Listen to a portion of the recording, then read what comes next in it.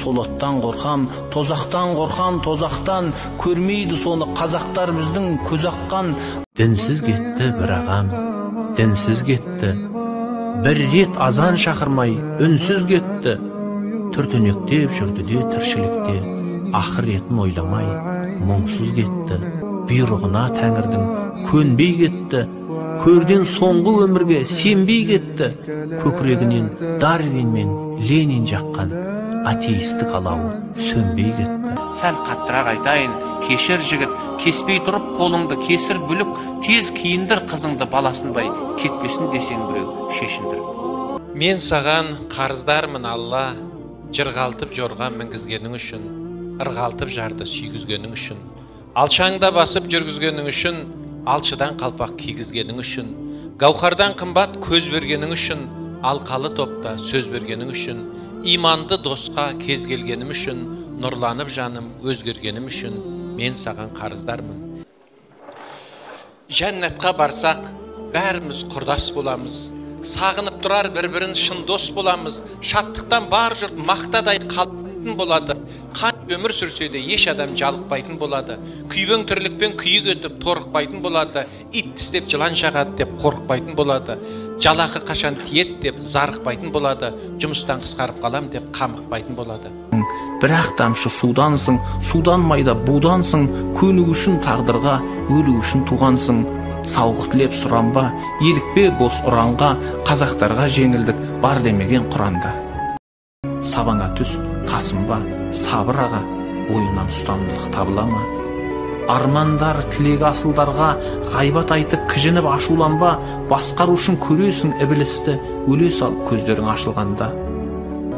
Екенін ұмытып жұрт мұнда қонақ, бір жүрекке сыйғызар мың махаббат, білмейсің көрмеген соң, қарсы алдыңда өлімнің періштесі тұрма қарап. Ешкімге пәк періште іш бұрмайды, Алланың бұйрығынсыз іс қылмайды, ол келсе сендегі көп жоспарлардың аяқсыз қалғанына пысқырмайды. Біз өлеміз, берілер қонағасы, әркімнің де болар бір қаламасы, жақынымыз мал таңдап шапқылайды, түгел болсын деп жұрттың тамақ асы. Жалт етіп өте шығар, жалған лезде, пайғамбар салып берген жолдан безбе, жағдайын қандай болмақ жігіттер ау, жаныңда Әзірейіл алған кезде, қараңғы көрде жалғыз қалған кезде, алақтап қияметтің қиын күні алдына жаратқанның барған кезде. Сондықтан барлық мақтау аса ұлы, шексіз құдіретті Аллаға ғана лайық. Аллах қаласа, ақындардың бір ауыз сөзінсіз ақ барлық адамға иман беріп, тура жолға салалады. Ал ақындардың кейбір шумақтары ұнаңқырап, көңілдеріңізден шығып жатса, мақтамаңыздар. Тек қана оларға дұға етіп, Аллах оларға кешірім етсін деп тілеңіздер. Өйткені өте әлсіз жаратылған, нәпсіге сіздерден де гөрі оңайырақ жеңілуі ықтимал ақынның алған аз ғана сауабы шаңдай боп ұшып кетіп, қиямет күні масқараға ұшырауы оп-оңай. Құрметті бауырлар, сіздер тыңдап отырған өлең жолдары олардың кіріспелер боп келетін аяттар мен хадистердің қазақи түсіндірмесі ғана екенін ұмытпаңыздар.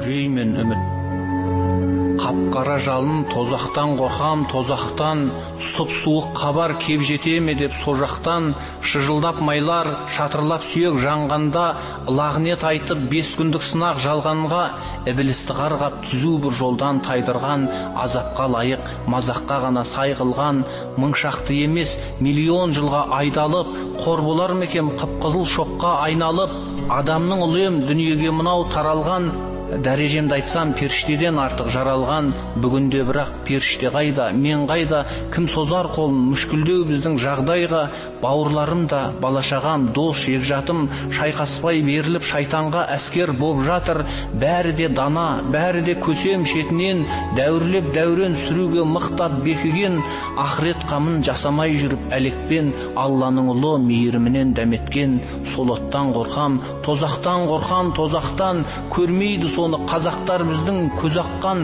ағылған солай парақорлардың парады, маскүнемің әне қолтығына қысқан арағы, жемқорың анау отырған әрең тыныстап, зинахорың жүр шоколад шампан гүл ұстап. сопылар кетті, Аллаға пірін серік қып, зіркілдеп зікір салғандарыңнан зеріктік, дымыңды білмес дүмшелер кетті молда боп, Құдайым оңда, әруағым өзің қолда деп, сәуегей, балгер, тәуіптер кетті дес бермей, Құранның қатал ескертпелерінен сескенбей, әр төмпешіктің әулие санап асыға, мәрмәрден өріп кесене салдық басына. Қарасаң қайда ағыл да тегіл ысырап, ысталды кеуде тәңір кәріне ұшырап, өнерде жүрген сезімнің сансыз құлдары, сендерде болдың атақ пен даңқтың құрбаны. Ақын мен әнші серліктен ептеп татса дәм, оралың бар да ойнада гүл деп қақсаған. Жазушы Қайтбек бауыры бүтін басаман, кейіпкерлердің тағдырын ойдан жасаған, сан ғасыр бұрын бақилық болған кісінің қиялға еріп салам сурет мүсінін. Айтылған ғайбат сөздерге сөзсіз жауап бар, саулайды тілден тірнектеп жиған сауаптар, қалады ертең қарықта қарық күлкі қалжыңың, тозақта шөлдеп ішкенде ыстық қандырың, жегенің сонда тікенектектес ас болса, атанаңмен де алмайсың онда достаса. Шайтанға тозақ, жәннаттан оған үміт жоқ, солқылдақтар да әкетіп жатыр үгіттеп. Сондықтан түскен 4 кітап, сансыз пайғамбар, сақтаныңдар деп сайтани сауық сайраннан. Жаратушы өзі жөн сілтеп сені қорғаса, азғырушыға қашқың келеді алдаса. Ғибадат түгел, құлшылық бүтін болмаса, ниетім түзу, жүрек таза деу далбаса. Раббына құл боп өмір сүргісі келмеген, түсінбей қойдым тәкәппәрсіған елге мен. Көз жұмып барып ел ішкен уды мен де ішкем, әдіс артық нәпсімді сонда жеңбестен. Сәл ерте білсем сан соғып қалмай оңбастан, сәждеге маңдай тигізбес пе едім он жастан. Құрышты судай қайнатқан пештен көп ыстық, азаптан қорқпай әзәзілдермен өбістік. Қимастай қызық хараммен жиған мал мүлік, сорлатар мекен төзгісіз отта жандырып. Өртеніп жатып өлейін десем өле алмай, өкірер мекем өмірге екі келе алмай. Біз қайбір достар пайғамбар сынды асылы, асығып аққан судаймыз, құмы тасы көп. Шын мұсылман боп өте алмау сұмдық қасірет. Жәрдем бер Алла, жәннатты бізге нәсіп ет. Әмин. Дінсіз кетті бір ағам, дінсіз кетті. Бір рет азан шақырмай үнсіз кетті. Түртінектеп жүрді де тіршілікте, ақыр етін ойламай мұңсыз кетті. Бәлкім көшпес көңілден, көзден кетті. Жұрт айтқан жылы жұмсақ сөзбен кетті. Атақ абырой, мал мүлік жинап еді, бәрі қалып қос құлаш бөзбен кетті. Жаяу кетті, көлігін мінбей кетті, медалінің бірінде ілмей кетті. Мүңкір нәңкір қоятын 3 сұрақтың ең болмаса біреуін білмей кетті. Алтын басын Аллаға имей кетті, шариғаттың шарттарын сүймей кетті. Тым болмаса жұмада Раббысы үшін жай намазға маңдайы тимей кетті. Бұйрығына Тәңірдің көнбей кетті, көрден соңғы өмірге сенбей кетті. Көкірегінен Дарвин мен Ленин жаққан атеистік алауы сөнбей кетті. Күліп келген күнәдан қашпай кетті, молда айтқан сөзге құлақ аспай кетті. Қос дүниелік бақытпен қауыштырар Құран кәрім парағын ашпай кетті. Жүрегіне сіңірмей иман нұрын, игіліксіз ғылымнан жиған білім, тірісінде тәрк еткен аяттарды жатыр оған бағыштап иман бүгін не пайда.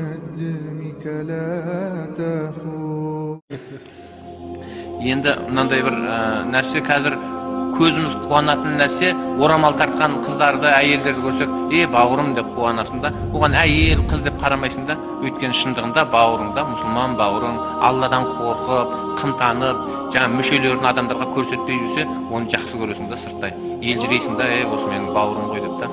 Бірақ өкінішке орай кейбір ата-аналар өздерінің қыздарын өздері жалаңаштап сахнаға шығарып жатыр да. Қандай елдің көз алдына шығарып, қаншама сұқ көздер, бір жыртқыш көздер соларға қарап тұрады, олар қызғанбайды да. Соның кейін бір күні біз бір фильм түсіріп жатқан кезде, бір қасымызда бір тауық жайылып жүрді, қасында жаңадан көз ашқан балапандар, сол балапандардың біреуін бір мышқын баласы алып қашып кетті. Ой-бұйды өкініп қалдық, ұстай алмай қалдық, жанымыз ашыды. Бірақ ол оқиғадан кейін кішкенеден кейін қарасақ бір қыз бала келе жатыр көшеде, мынандай ғана шортик, мынандай ғана кеудешесі бар, басқасының бәрі жалаңаш, көшеде еркін келе жатыр. Әке шешесі оны менің қызым әлі кішкентай ғой деп көшеге жібере салды да. Елдің бәрі мынау кішкентай қыз ғой деп қарамайды ғой. Не бір көзі тұманданған, не бір қызыл көз бәлелер бар мысалы, олар оны кішкентай қыз деп қарамайды. Сол кезде шыққан өлең еді. Ақ тауықты, тал түсте қара басты, тәтті өмірге ащы мұң араласты, балпаң-балпаң жүгірген балапанын бала мысық тасаға ала қашты. Басқан ізін бәлекет білдірмеді-ай, балаусамы жайқалып үлгірмеді-ай, бүлдіршіндей біреудің баласының болашағын талқан қып бүлдірген-ай. Әсем қала, өскен көз сүйіндіріп, ерте жетті көктемде биыл күліп, көше бойлап келеді бір қыз бала, жарты қарыс матаны киім қылып. Атанасы әлпештеп баққан шығар, перзентіне пейілі мақпал шығар, күнәлісті күтпеген балапанға дүрбі салып бір мышық жатқан шығар. Сәл қаттырақ айтайын, кешір жігіт, кеспей тұрып қолыңды кесір бүлік, тез киіндір қызыңды баласынбай, кетпесін десең біреу шешіндір. Енді бір қызық нәрсе болады. Ылғида дін саласында біреулер айтысып жатады да, өкінішке орай дінді білмейтін адам, дінді білетін адаммен айтысады жатады да.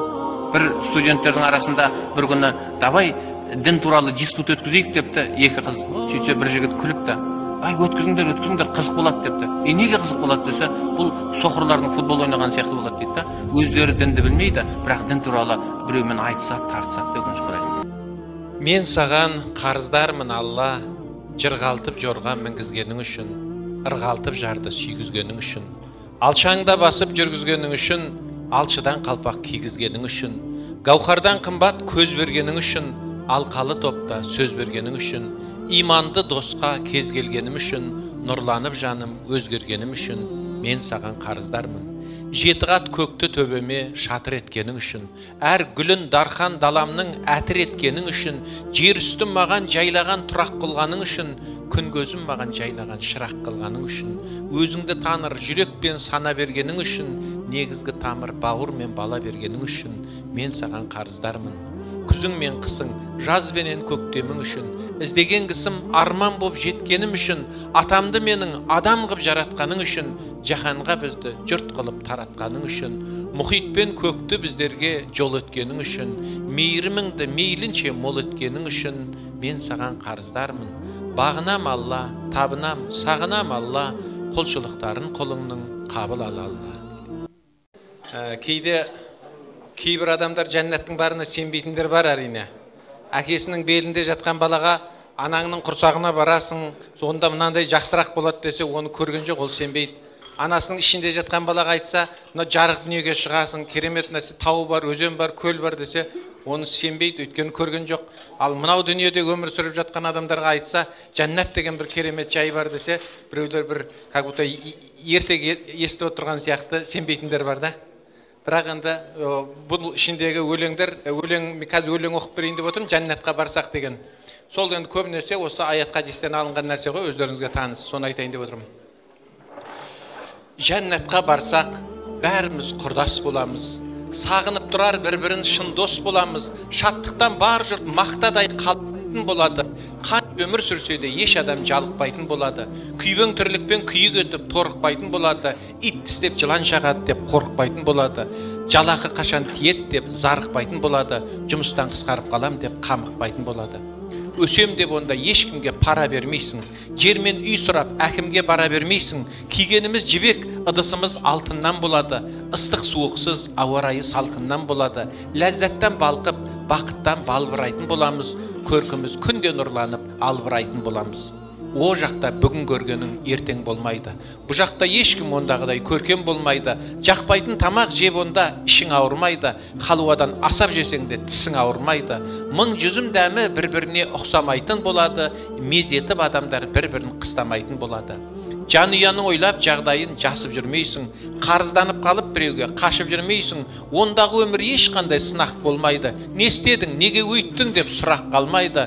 Ондағы шаттық жалауы құлап қалмайды. Шайтан жоқ онда, бөгді әйел ұнап қалмайды. Бұлақтар, көлдер, өзендер шырын бал болады. Бұлбұлдар әні сүйкімді шырылдар болады. Әйелің сені әр қыздан қызғанбайтын болады. Кешкісен қайда болдың деп сызданбайтын болады. Құштарлық толы кеуделер көмбірлейтін болады. Іштарлық жайлы адамдар дым білмейтін болады. Ол үшін бүгін тазалап ойларымызды, күнәдан аулақ ұстайық бойларымызды, үйлендіріп әрбір салт басты бойдағымызды, адал аспенен тойлайық тойларымызды, ұмытып кетіп қайдағы жайдағымызды, жайбарақат жұрт болайық жайдары жүзді. Ықыласымызды арттырып, амалдарымызды, көбірек басып мешітке қадамдарымызды, жақсыға үндеп дос бауыр жарандарымызды, жомарттыққа шақырып сараңдарымызды, тірлікте тайған ақтатпай табандарымызды, түзейік оймен тілдегі жамандарымызды, жәннатқа барсақ. Нарық заманы. Мен сөйлейін, илан мейлі, иланба, бәрі бүгін сатылады, иман да шіркеу кезіп шоқынып жүр кей қазақ, бауыр болып ақша берген Иванға. Біздің жайды өреңізбен өлшеңіз, не жетпейді, заман тыныш, ел семіз, пәленбай деп ақшасына келісіп, қатым құран түсіреді өлсеңіз. Тәубесі жоқ тәубіңнің бағасқан, жол аштырғыш ақымақ көп адасқан, жаназада жаға жыртар қос имам, сауап емес сауқатыңа таласқан. Шықса әкімнің жемқорлықпен жияты, дәрігерде дәметеді сияқы, бір қағазға бағаланып қор болды, бүлдіршіндей қарындастың ұяты. Жанымыз бай деушек бұрын жұтапты, араладым өзім шыққан бұтақты, саудалауға ұялмадық қайтейін, Саудиядан тегін келген кітапты. Нарық мініп ойнақтаған боз атқа, көрмейді елдің шағылысып көз отқа, иман әлсіз рухтарды ібіліс сатып алып жөнелтуде тозаққа. Тәңір сыйы көп еді, соның бірі бұл өнер, мешіт соққым кебеді, әр кірпіші бір өлең, білім болса әлбетте талай дүние жазар деп, сол мешітім тер төккен, шықса қайтем мазар боп, аз байтарым, қалайда жазба қалам тұрағал, сауап керек алайда сақтанамын күнәдан. Деушедік қазақ емес әудемеген, не пайда иманы жоқ дәуденеден, өтпестей көрінгенмен өмір шолақ, тәуірсіп жүре бермей тәубеңе кел.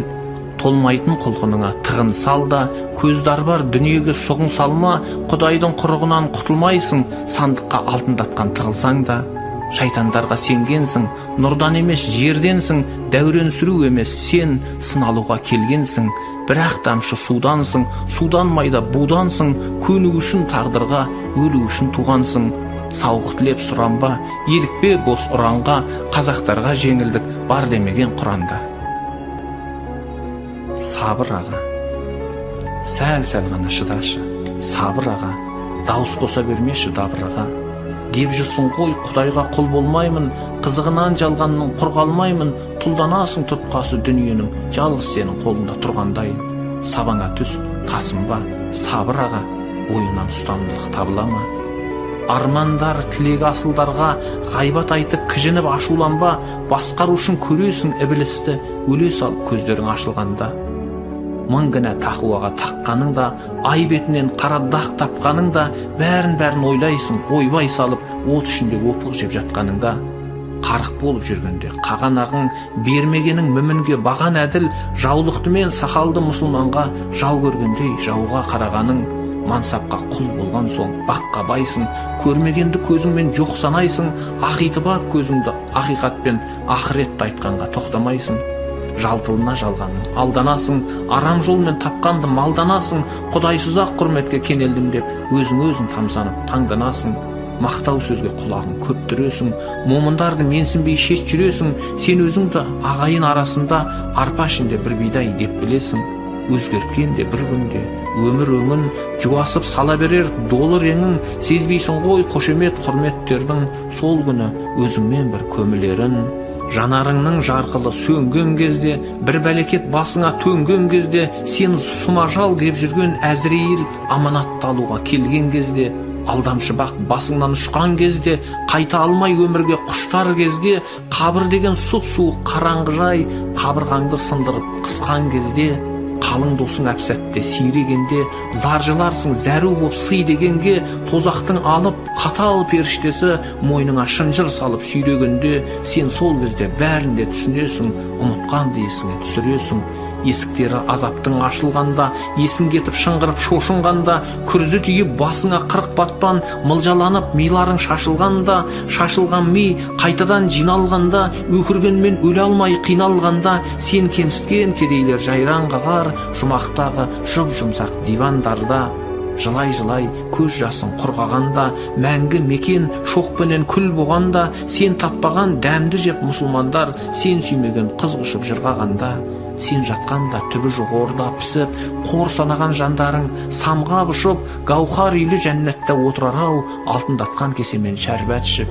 Құрметінен құдайдың құрғағанда, белгілі болар анық шын бағанда, ірің ішіп шеге жеп жатып дерсің, әттең Расулды тыңдағанда. Дерсің талай дегеннен не шығады, бір азапқа мың азап қосылады, құтылмайсың триллиард жыл жатсаң да, залымға лайық сый осыдағы. Сабаңа түс шіренбей, сабыр аға, жақын қалды өзгерер шағың аға, бұл күнді еске аларсың сағына аға.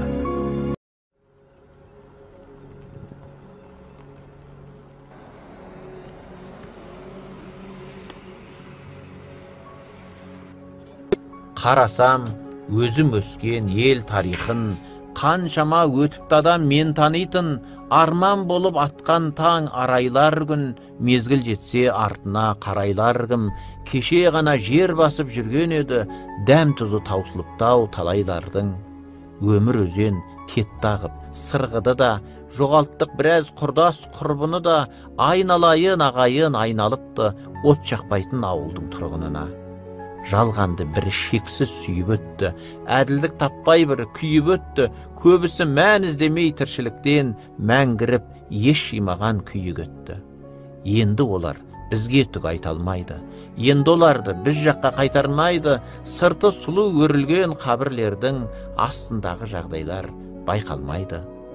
Екенін ұмытып жұрт мұнда қонақ, бір жүрекке сыйғызар мың махаббат, білмейсің көрмеген соң, қарсы алдыңда өлімнің періштесі тұрма қарап. Ешкімге пәк періште іш бұрмайды, Алланың бұйрығынсыз іс қылмайды, ол келсе сендегі көп жоспарлардың аяқсыз қалғанына пысқырмайды. Тыңдау да, таңдау да жоқ, рас онда, жалынсаң да пайдасыз, жыласаң да, ол келсе берілмейді саған мұрсат, бір күн түгіл, бір сағат сұрасаң да. Сондықтан жеңіл қарап жүрме өмірге, әйтпесе душар етер күнәсі орға, мақсатсыз жаратқан жоқ Құдай сені, Құранды оқы, көзіңді жұма салма. Жасамай жақсылыққа майда қадам, дінді айтса қашты көп дос айдаладан, түбі жоқ түнек басқан тұңғиыққа, бірі жоқ талай табан тайған аған. Имансыз жүрек мола тас қараңғы, момынның жүзі жарық асқа қары, адамдар жасай тұғын жамандықтар, Құдайын ұмытқанда басталады. Деп жүріп, шіркін дүние шекер екен, ақыретті ұмыту бекер екен, адамдардың ғана емес, қабірстан, армандардың көмілер мекен екен. Аллаға пенделердің жоқ бөтені, бағынсаң бағыңды ашып көктетеді, бүгінгі күн мүмкіндік бізге берген, түзеу үшін жіберген көп қатені.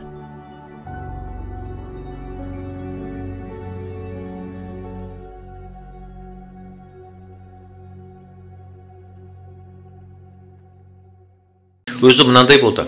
Бір әпкеміз қайтыс болды. Қайтыс болғаннан кейін барып жерлеп келдік. Дастархан басына отырдық. Елдің бәрі анау дастарханды көрген кезде әпкемізді ұмытып кетті. Ой, гу, тамақ жеу, рахаттанып, әңгіме айтып, жаңа ғана көміп келді. Жоқ, ол естен шығып кетті. Сол кезде жазылған өлеңде біз де өлеміз, берілер қонағасы, әркімнің де болар бір қаламасы, жақынымыз мал таңдап шапқылайды, түгел болсын деп жұрттың тамақ асы, тойдағыдай әркімге сөзі сұнар, тойхананың кәнігі тамадасы. Біз көрмейміз бірақта жиынды бұл, сезінсін дәл өзіңдей күйіңді кім, тірі адамдар көрмесе қайдан білсін жан берудің қаншалық қиындығын. Өлген ояу, тірінің көзі бітік, селт етпейді сен ойлап сезім үтік, 90 түрін тамақтың көрген кезде біздің жайды кетеді тез ұмытып. Сен жатсаң да таудай боп мұңы шері ыржың-ыржың тірілер күліседі. Қолын жуып, сыбанып білектерін тамақ жеуге тәбетпен кіріседі. Той үстінен түскендей бір керемет, өкпе айтпайсың оларға бірдеңе деп. Сенің жаның бұл күні шыр-шыр етіп жанталасып жатқаны кімге керек? Именіп пен иеңнен танып біліп, жүрдің бәлде иманмен арық тұрып. Имамдар жәннатты айтып, жақыныңның қояды көңілдерін қарық қылып. Біз тіріміз, бар мөлім, біз тіріміз, бар мөлім қалағандай, досқа күлкі дұшпанға таба болмай. Гүлдесіп отырмыз тойханада, көріп тұрып өлімнен сабақ алмай. Қиямет, көңілім төрдей болды, күл шашылған, шайтандар шариғаттан шын шошынған, айына жылына бір кездескенде діңкілдеп, дінді айтпа деп ұрсасыңдар. Дүниенің мәні бар ма? Діннен бөлек басқаны пайда бар ма? Білгенде көп, басқарып, бақылаушың бір ғана Алла. Күтпексің одан басқа, кімнен көмек? Дәулетке шеттеріңнен ынтығасың, көбіңнің езуіңде күлкі басым, бастығың айтса құрдай жорғалайсың, Алла айтса құлағыңды жымқырасың, жымқырған құлағыңды тығындайсың, сондықтан ақиқатты ұғынбайсың, ертеңің жайлы ойлауға ерінесің, өйткені бүгін мырза, бүгін байсың. Достарым, бірге өскен жолдастарым, бүгінде сендер басқа, мен басқамын, жалыны жан шыдатпас жаһаннамнан, келеді өздеріңді қорғаштағым.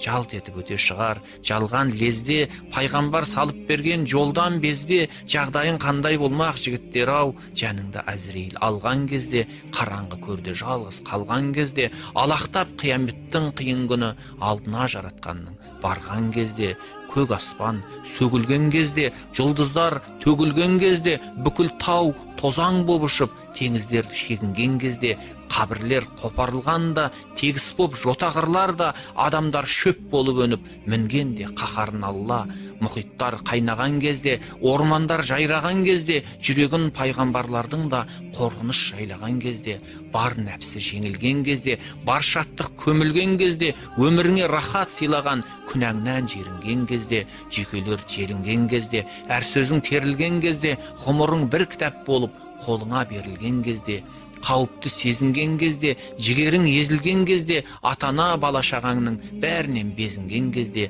бар бақыт бұрылған кезде, таразы құрылған кезде, әркімнен даулап ақыңды шыңғырып шырылдар кезде, сөзіңнен жаңылған кезде, тіреуге таңылған кезде, дүниеге қас қағым сәтке қайтар деп жалынған кезде, аңырап зарлаған кезде, көзден жас парлаған кезде, төбеңнен күн төніп келіп, көлеңке қалмаған кезде, дем жетпей алқынған кезде, сабырың сарқылған кезде, бойыңнан су болып аққан, теріңе малшынған кезде, берілген әрбір нығметтен сұраққа тартылған кезде, қорқыныш қосып аларсың, үрейдің досы боларсың, сол күні бүгінгі айтқан уағызды есің аларсың.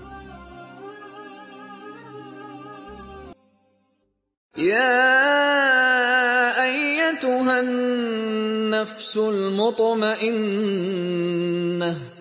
ارجعي إلى ربك راضية مرضية فادخلي في عبادي وادخلي جنتي